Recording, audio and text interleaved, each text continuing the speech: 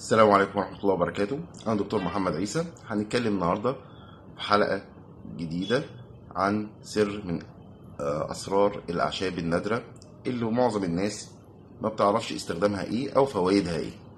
النهاردة هنتكلم على عشبة اسمها المورينجا.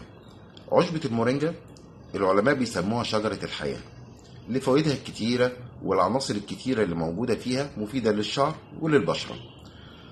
هنتكلم النهاردة عن فوائدها للبشرة وفوائدها للشعر وازاي يستخدمها.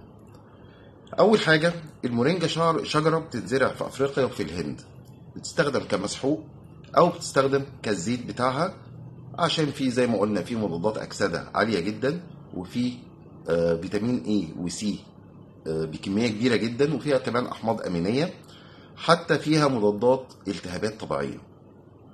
تخيل ان زيت المورينجا نفسه فيه أكتر من 36 نوع مضاد للأكسدة، وبيستخدموه في الهند من آلاف السنين لعلاج مشاكل الشعر والبشرة. طيب فوائده للبشرة إيه؟ أول حاجة، ده بيحارب التجاعيد وظهور علامات الشيخوخة المبكرة، عشان طبعا فيه كمية المضاد الأكسدة اللي احنا بنقول فيها. بينظف البشرة وبيساعد إن البشرة تبقى نقية جدا، وبيقلل ظهور الرؤوس السوداء بشكل فظيع. ممتاز جدا لعلاج حب الشباب لأنه فيه مضادات بكتيريا.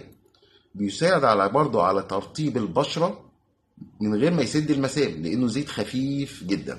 ممكن نستخدمه كسيرم قبل النوم، أو إن إحنا بنخلطه مع ماسك الطين اللي هو الكاولين مثلا وبنعمل بيه ماسك للبشرة، أو إن إحنا بنستخدمه في كريمات بتقلل ظهور حب الشباب وبتعالج كمان حب الشباب. طيب فوائده للشعر إيه؟ فوائده للشعر زي ما احنا قلنا ان هو بيعزز نمو الشعر جدا، لانه بيغذي فروة الراس وبيقوي البصيلات نفسها وبيغذي البصيلات نفسها، فبالتالي بيمنع تساقط وبيزود نمو الشعر.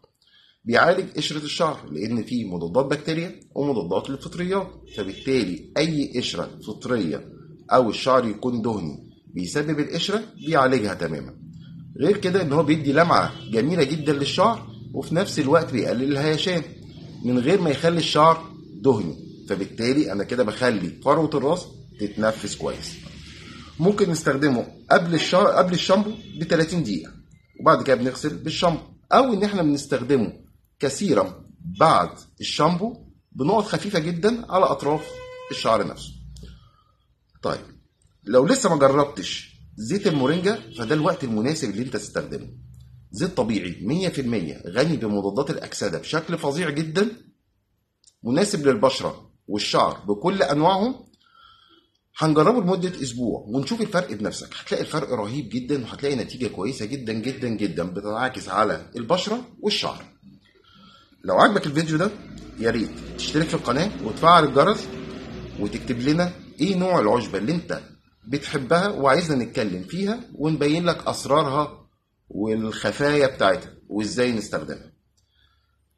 ما تنسوش نشترك في القناة، وان شاء الله اشوفكم في حلقة جاية بإذن الله هنكشف فيها على سر من أسرار الأعشاب. وما تنسوش قناتكم، قناة سر الطبيعة مع بويس. السلام عليكم.